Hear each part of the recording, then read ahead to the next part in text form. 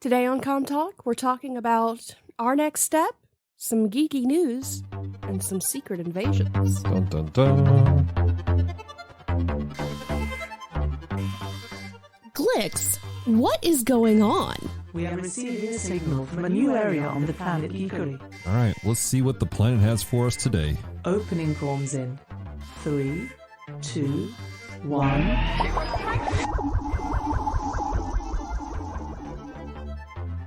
Hello and welcome to Comm Talk, the podcast extension of Geek Devotions, the show from devoted geeks who are devoted to letting people know that they are loved. This is episode 162, and like we said in the intro, we've got some interesting things to tell you, some next steps, and then some things to talk about, one of which I'm very frustrated. Why don't we start out with my frustration? Okay, Celeste, tell me your frustration. Bleach is not coming out for 8 more days. Now, for those of you not in the know what Bleach is, maybe you're not an anime fan, what is Bleach, Celeste? Bleach is an anime from the early 2000s that they have brought back. They're wrapping up. They're continuing the anime because they stopped the anime short of the manga. And so Bleach, 1,000-Year Blood War, the first half came out earlier this year. Dallas and I watched all of Bleach with the exception of Some fillers. Before it finished. Yes. Not before it premiered, but before it finished. Yeah. Took us about a year. Before 1,000-Year Blood War finished. Yeah. Before the first part finished. And I had it in my calendar that it was coming out today. I feel like it was for some reason. I think it was. But we got like another week, which throws off our plans completely. But I can do it next week. Well, no. That's next week. We're going to be busy, which leads into our other announcement. And I'm not sad. I know I sound annoyed. I'm not annoyed that we're going to be busy because I'm excited about what we're doing. We're very excited. But at the same time, I have to wait until we're done with that to watch the next episode. Well, there might be a little break. No, not to watch anime. Oh no. So for those of you who don't know, we're taking our next step with Geek Devotions. We for 8 years we've been operating this ministry and doing what we do. We've had some great opportunities. Yeah, we have. We've been able to help fundraisers. We've been able to collect things and give to kids. Yeah. We've been able to help send kids to camps. There are kids who are at risk or in the foster care system. We've been able to go to cons. We've been able to do several things over the years. And this is something we've been wanting to do for a couple years, and we're finally taking the step of faith, and we're going to work to get our 501c3 non-profit status. Now, Dallas, why don't you tell us what that does for us? So the non-profit status does a couple of things. Yes, there is the obvious. There's a tax burden that is taken care of for us for Geek Devotion stuff, but it also opens the doors for certain things. A great example is we had this idea of doing con survival bags, which they're bags that would have like deodorant. It would have maybe water, depends on the con if they allow you to do that. Yeah. It would have like needle and string for sewing kit for thread. I'm sorry. Thread. String is a lot thicker. But needle and thread for your cosplayers that have stuff. And just a couple of different things to encourage and to help people who are at the con. And we had several companies who were willing to donate the supplies to us. Yeah. But because we're not a nonprofit, they couldn't. Yeah, because they legally can't just give stuff away. Yeah. So it's going to open up doors for us to do stuff like that, plus some other stuff. Just flat out, there are people who they look at Geek Devotions and they look at us and they go, oh, you're doing a thing. But because we don't have an official thing, we don't have an LLC, we don't have a 501c3 or any of that stuff, they're like, oh, these are just some random people. So I mean, we are random people. We are very random people. But it legitimizes the ministry as a whole. It does. In the eyes of people with other ministries, which in turn later on down the road could help us out. So we've said many times that we are willing to come speak at your churches, but some people just won't invite us not necessarily any of you, but people we have reached out to personally wouldn't necessarily invite us because it's this thing we're doing out of our house. Right.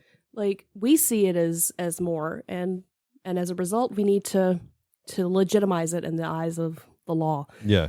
And that's the other aspect. There's some legal aspects that need to be taking place with what we're doing, how much we're bringing in as a team. Yeah. And some of the content we produce, it helps. It helps to protect our team. It helps to protect other individuals. So that's we're being responsible with what we have. And that's the key thing is we're trying to be responsible and hold things above board.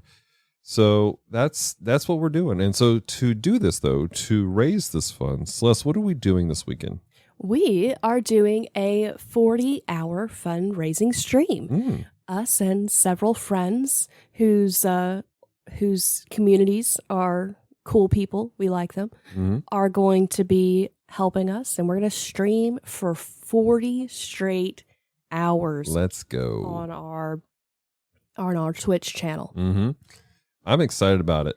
And like Celeste said, we have some amazing individuals who are going to be joining us. We have some people within our team itself. They're going to be taking part, doing different stuff. We have all of Playing Games with Strangers, which, by the way, if you do not listen to Playing Games with Strangers, which is an actual play D&D podcast, and if you are a D&D fan, but you don't like other podcasts because they're just foul, they're nasty, you need to check out Playing Games with Strangers. But they're going to be taking over a 4-hour block on Friday night. Yep. And doing their thing. And I know all of them personally at various degrees of levels of friendship. And I can honestly say this. I genuinely love every person on the team. Yeah. And I'm going to put this out there. One of my favorite parts about them is that they're good for you as my wife. Like, I'm glad to see my wife has good friends, people who encourage her, who challenge her, who walk her through some things if she needs it. This is a genuine community of individuals who are just absolutely just grade A people. They are some of my favorite people that I don't get to hang out with very often. No, you don't. And because I'm not a big D&D person personally. No. But I love them so much, and I appreciate their role in your life. And I'm excited to have them on the stream. I am too. Especially like the people who aren't as active in our community aspects for D&D or for playing games. Like Josiah is super busy because he makes short films and he's on staff at his church and he has kids he has to do. So he's not super plugged in with the connecting with other people that watch our stuff. And it's just because he only has so many spoons. Exactly. But I'm excited that some of our community is going to get to know him because he's hysterical. Oh my gosh, super talented. So also we have the Pastor Dustin, who I love dearly. He's a youth pastor out in I was about to say California, in Texas. No. And great guy. He has a fantastic community. He streams on Twitch. He has a YouTube channel, Pastor Dustin. And he plays everything from Pokemon to Doom. Yep. And just fantastic guy, great sense of humor. And just a genuine, everyone we bring into our stuff, they're genuine people. Like we try not to have people that are like, they're all flashy and stuff like that. These are real life, genuine people who love the Lord and who love people. I think my favorite thing about Dustin is just how willing he is to do things for the gospel. He takes the "I will be more undignified than this" to heart. Last week, he and his wife, who is also an amazing person, even though she does not stream, she's super cool. They dressed up in inflatable shark suits because they raised like $600 for Speed the Light. Let's go. And so they were in front of their church dancing in inflatable suits. Apparently one of the local ice cream shops saw them and was like, "Here, you have to be hot." Gave them ice cream. That is so cool. So that's the level of people we're bringing in to help us do this. Absolutely. We also have Drew from the Cel Cast who's going to be doing He's doing a chill stream. He's looking at doing a chill stream where he's just building Gunpla. Yeah. He has a couple of Gunpla that he hasn't built yet. And so he's just going to chill and talk with people, love on them, and do that. That's going to be good. And again, Drew's from the Cel Cast, which is another great podcast. Him and Jacob, they just guest hosted Geek Devotions. They did a great job talking about Incredibles 2, which was funny. Oh, was it? Well, it's just that they bookended Pixar month for us. They did. That's fun. I actually haven't watched that episode yet. I need to. I was doing things. They did a great job. I encourage you guys to check that episode out. But they're just, I love listening to them because you know they're friends. Yeah. They have such great chemistry together. And it's not like a manufactured thing. Mm-mm. You know, they're like, okay, they're just buddies. And they have such a great time on the show talking about animated movies and TV shows and stuff like that. And they're hysterical to talk with. And genuinely love those two dudes a lot. And then we also have Francisco Ruiz, possibly Paul J. Powers for some of it. We're not sure yet. But Francisco from Retro Rewind Podcast, who you guys know a lot about him. We rob most of our stuff from him. He corrects our grammar. Which we appreciate. And I'd go, okay, cool. And then I go, oh, wow, you're doing this with your stream. Let me copy that. Oh, you're doing this with your podcast. Let me copy that. How'd you do this? Okay, thank you, Francisco Ruiz. And so this podcast brought to you by Francisco Ruiz and Paul J. Powers. and PaulJPowers.com. So, but he's going to be streaming for us also. And love Francisco. In fact, I was just watching a stream just now. Yeah. And like I said, everyone who's becoming part of the team are just genuinely good people that just love folks. They want you to know you're loved. They want you to know you're cared for. And there's a couple other people who are looking to join the team. I don't want to see names yet because I don't want to put it out there, but they're them not be able to. Yeah. So I wanted them to, I don't want to pressure them. So they're looking at their schedules right now. But our whole thing about Geek Devotions, we have one mission. You guys hear us say it every time. What is it, Celeste? To let people know that they're loved. Yeah. And, we tell people you're loved, you're cared for, there's a plan, purpose for your life. And every person that's on this team, that's their mission too. Yeah. In some fashion.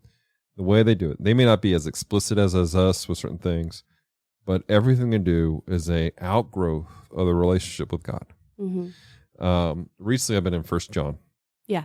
And 1 John is kind of the handbook of love, if you will. That's a good way to put that. In some portions of it. And I was talking with some folks the other day about it. And, we're told to follow God's commandments and to love our brothers, love people. And it sounds like, for some people, make it sound like, these are commands, you got to do these things. Yeah. But it's not just that you have to do these. These are the natural outgrowth of our relationship with God. Mm-hmm. And these individuals who are bringing the team, they love you and they care about you because it's the natural outgrowth of being with the Father. Yeah. Who genuinely loves you, genuinely cares about you, and wants you to have freedom. And so, yes, we're going to be streaming. Yes, we hope you give money. But if you come be part of these streams, we hope you walk away knowing that you're loved and you're cared for. Yeah. And every individual who's on the stream genuinely loves and cares about you. And for those of you who go, well, I just don't have the budget for that. A, we understand. Totally. We totally get it. B, just hanging out in the stream, helping entertain the streamer. Mm-hmm. Not that our games aren't entertaining, but there's an aspect of streaming. If there's nobody interacting in the chat, it gets rough. It gets really hard to constantly remember to vocalize and not get zoned into the game. So just you being there, if you can't support financially, support with your time. Yeah. Share the stream out. Maybe some of your friends can afford to support financially. Yeah. So don't feel like you can't help just because you don't have money if you don't. Exactly. So that's what we got coming down. And also be praying for us, guys. Be praying for our team as they prepare, because it's a lot going on with it. It's mentally taxing to plan this out and be part of it. Mm-hmm. We're a bit anxious. This is a step of faith for us. It is. And let's be real. Anytime we deal with large amounts of money, you and I get a little bit anxious. This is true. And it's not that we don't trust God. Mm-hmm. It's that we're scared people are going to think that we're just out here going, give me money. Yeah. And that's not the case. That's not our heart. Legitimately, if we had this money in our bank account, we would drop it and nobody would know. Exactly. Like it would just be there. But we don't. We're not independently wealthy. Exactly. And it is an expensive process. It is. There are lawyers involved. There are certain things that have to be done. The company that we're using to get this done, they specialize in ministries. Yeah. And they're going to make sure there's no stone unturned. Everything will be completely legal. Everything will be completely protected. And they're also supplying us with some resources so we can continue to do what we need to do appropriately and make things better. Because this is the start of something, but because it's the start of something also means that there's going to be some responsibilities and some things that we're going to have to do on the back end. Exactly. Once we get our 501c3, that's not the end of things. Right. It's the beginning. It's the beginning of a lot of things. So, but yeah, so that's the big news. That's the big thing that's coming up for us, the big step. And so for more information about it, visit our website, geekdevotions.com. And at the top of the page, there's a thing that says Operation 501. Click on that. It has all the information and a giving button at the bottom of the page for you to give to the operation. The campaign only lasts for 28 days, which started a couple days ago, actually. Yeah. So I think it's like February 28th is when, not February 20th, July 28th is when the campaign officially ends. You had me so concerned. I'm like, that is longer than 28 days. No, I apologize. But July 28th, I believe, is the last day that for the campaign itself. Mm-hmm. So probably after GeekCon, we will have our official stuff, or at least have started the process. Yeah, it's still going to be a couple months after we start the process. Yeah. But yeah, and actually, praise report, we already have $20 have been donated. We do. Woo-hoo! So thank you so much to that donor. We appreciate them. So Celeste, what else do we want to talk about? Why don't we go to a quick break real fast? Okay. And then we'll come back and talk about more geeky stuff, which is probably really why you tuned in. So thank you for bearing with us. In a world where live-action movies reign supreme, two awesome dudes are keeping things animated. If you want to hear a couple of animation nerds gush about the movies they love, then hop, run, or fly on over to the Cel Cast. Available on most podcast platforms.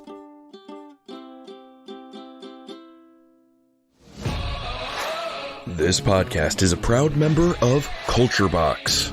Whether you enjoy geeky reviews, comedy, or original fiction, you can open up the Culture Box and find something excellent for your soul. Point your web browser to culturebox.media. All right, and welcome back from our break. We'll encourage you guys to check out Culture Box because there are some amazing individuals. There really are, including some people who are going to be in our stream. Word. So that being said, some interesting things have come out recently. Yeah. That we've enjoyed. That is Secret Invasion. Mm-hmm. And I've been enjoying it. We're only 2 episodes in as of the release of this podcast. I think there's only 2 episodes that have come out as the release of this podcast. No. Well, that's what I meant. Oh, okay. there's only 2 episodes. Right. It's been really good. It has. It has this whole spy thriller type of thing going on. It really does. And I appreciate that Marvel is doing that right now, trying to branch into other genres. Yeah. Because they have the characters to do that. They have things set up in the world. They have the technology. And so they have the technology. That's a different thing. I don't even know what that's from anymore. Is it the $1 Million Man? I don't know. I don't know either. I don't think I've ever known. I think I just kind of quote it because the Bionic Man. That's what it is. Because it's a funny quote that makes everybody laugh. Let me read this. For those of you who don't know what Secret Invasion is, the one sentence description from IMDb is: Fury and Talos try to stop the Skrulls who have infiltrated the highest spheres of the Marvel Universe. Meaning that they're in offices. Like, this invasion happened and nobody knew. Hence, secret. Yeah. Yeah. And so it's an interesting discussion in the world. It's calling back to some of the Captain Marvel movie, which I think helps kind of legitimize that movie a little bit more. Because that movie's kind of got some flack, and it always kind of felt disconnected from the rest of the MCU to me. Yeah, it was weird. They tried doing the whole flashback thing, and I enjoyed it. It was a fun movie, but as part of a whole, it wasn't great. Yeah, they tried to make Captain Marvel like this era of MCU Captain America. Mm-hmm. The problem was the investment wasn't made Yeah. like it was with Captain America. There are several key aspects that were just left out.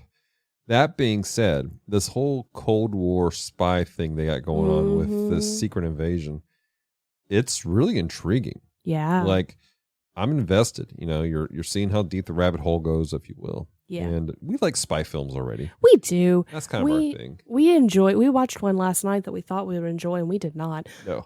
But That's a different story. It's a different conversation.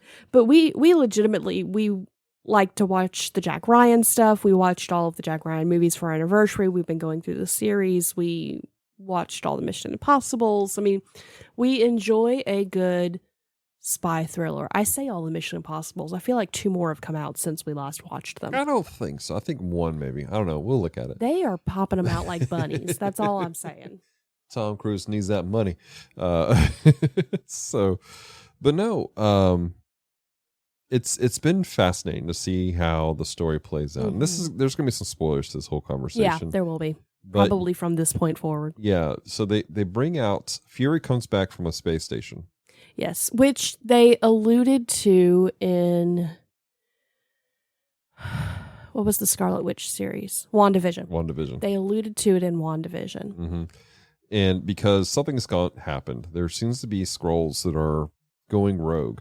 And as far as episode 2 goes, you discover just how deep this goes. And what's happening is there's a younger Skrull, one who is basically what's the word I'm looking for? Disenfranchised. Is it disenfranchised? Disenchanted. Disenchanted's a good word too. With who Fury is. And he's kind of bitter. You know, Fury and Captain Marvel were supposed to find a new home planet for them, and it hasn't happened. And now he's like, that's it. We're making Earth our planet. Yeah. Well, and I mean, you have to take into account that he lost his family. Mm-hmm. And he was supposed to have a home world. And so if you know that the world you're on is temporary, if you know the place that you're at is temporary, it's hard to feel grounded. Mm-hmm. Like, as someone who, I moved a lot as a child. Mm-hmm. And sometimes it was legitimately, I knew going in when I moved somewhere that this was not going to be someplace we stayed for very long. Mm-hmm. Now, by the time I got older, I realized that none of the places were going to be where we stayed for very long, just because of the nature and the history. Mm-hmm. But it was hard to get used to, this is where the bathroom is. This is where I keep my clothes. This is where I keep my toys. It was hard to have that organization Mm-hmm. and that peace of mind, Mm-hmm. because you knew in 6 months to a year, it's all going to get thrown in a box and moved somewhere else. Right. Yeah, exactly. So that's how I've been interpreting his mindset and his why he's so disenchanted. Yeah. So it's been fascinating to see this. My theory is that they're going to play with some version of the Super Skrull, which was a character in the comics that had all 4 abilities of the Fantastic Four. Which, you know, we already know Fantastic Four is going to be in this phase of MCU. We do. We also know that there's going to be another movie with Captain Marvel that's going to have Maria Rambeau and America Chavez. Mm-hmm. Not America Chavez. Not America Chavez. That's a different character altogether. Oh gosh, little Miss bit's Marvel. I can't remember her name now. Oh, she's Pakistani. Yeah, we're like one of the 3 people who actually enjoyed that series. Right. That was such a good series, though. I think the problem, though, with that series was they have one mindset what MCU is and what it means, and Marvel's going, no, we want to make stuff that's for different genres, different people, different age groups. So that was really geared towards younger audience. It was more like a freeform show. Yeah. And so it wasn't necessarily meant for an older, more mature audience who's looking for some deep revelation. They're all connected, but it was meant for a certain age. And that's, again, it's really what comics are like. I've been listening to an audiobook recently from a writer giving advice called Underqualified Advice. It was a pretty good book. I just finished it. It had some language issues, but good advice as long as you can sort through the cursing. But he said he set himself up really well unintentionally when he first started writing, because within the span of 2 years, he released a book in 3 different genres. Like 3 separate books in 3 separate genres. So the people who enjoyed his writing went, oh, we're not going to be able to expect the exact same thing every time from him. Right. I think Marvel has made that mistake of they stayed in the superhero classic action style genre for so long with their movies that now people are going, well, but that's not what this is. Right. And the reality is Marvel, Disney is reacting to the fact that people are getting superhero blind. We're not as excited as we used to be about superhero films because they're just pumping out like candy. But they have this massive franchise. Yeah. And people are complaining about stereotypes, certain things. They played with the idea of it in the She-Hulk series. Yeah. And they kind of jokingly called out, this is the issue, that everything's very much programmed. And the irony is audiences are angry about the programming, but then they're angry when it's not that. Yeah. And so what Disney and Marvel looks like what they're doing, from what I'm seeing, is they're going, okay, let's shift things around. Let's play with genres. We have these characters. We have this stuff. Let's do some genre pieces. Let's do some age group pieces. Let's try to shift this around so that we have a world that can expand out to multiple audiences, not just one audience. And I don't know, like you said, I think that people are going, what? This isn't like what Iron Man was. No, it's not, because it's something different. Something new. And just a reminder for audiences, nobody cared about Iron Man before Robert Downey Jr. That's true. I tried to read some of the original Iron Man stuff, and I just wanted to punch him in the face. Exactly. It wasn't like it was a character. There's a reason they waited so long to do Captain America, because they needed to make sure this was going to work. Yeah. So, I'm not justifying Disney. I'm not saying they're doing a great job. I think they made a lot of missteps. I know that they're currently suffering financially right now because their last 5 or 6 movies have tanked dramatically compared to the amount they invested. But I am saying that we need to stop looking at all these Marvel movies as if they're going to be Iron Man. Yeah. And go, okay, who is this audience for? Because they're diversitizing, because the main audience is never happy. Yeah. Yeah. So this went off the rails quick. It did. That's okay. Because again, the geeky conversations and Bible stuff is why you come to our podcast. Yeah, exactly. So, and you expect randomness. I mean, we have the improbability drive. It's flopping around somewhere. It's in our brains. It's like a babblefish. Yep.